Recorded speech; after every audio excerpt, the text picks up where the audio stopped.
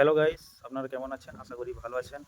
আজকে আমি আপনাদেরকে দেখাবো সিঁড়ির স্টেপ বা গ্রানাইট মোল্ডিং এর সঠিক পদ্ধতিটা কীরকম কী মাজলে কীরকমভাবে মোল্ডিং করলে আপনার গ্রানাইটটা ভালো গ্লেজ মারে বা শাইনিং মারে।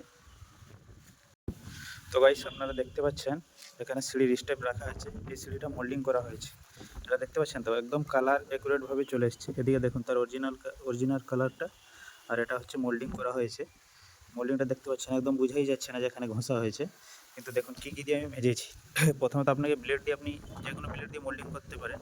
তারপরে আপনাকে এই যে 80 নম্বর জিসি এটা দিয়ে মাজতে হবে। তারপরে এই যে 2 নম্বর, এগুলো ফাইবার পলিশ, এগুলো দিয়ে মারতে হবে। 2 আছে, আমার কাছে 3, এই যে 4, এটা হচ্ছে 5, এটা হচ্ছে 6। আপনার বাড়িতে মিস্ত্রি এলে ওনাকে বলবেন এইসব দিয়ে পালিশ করতে, যেরকম এরকমভাবে পালিশ করে এগুলো ঘষে।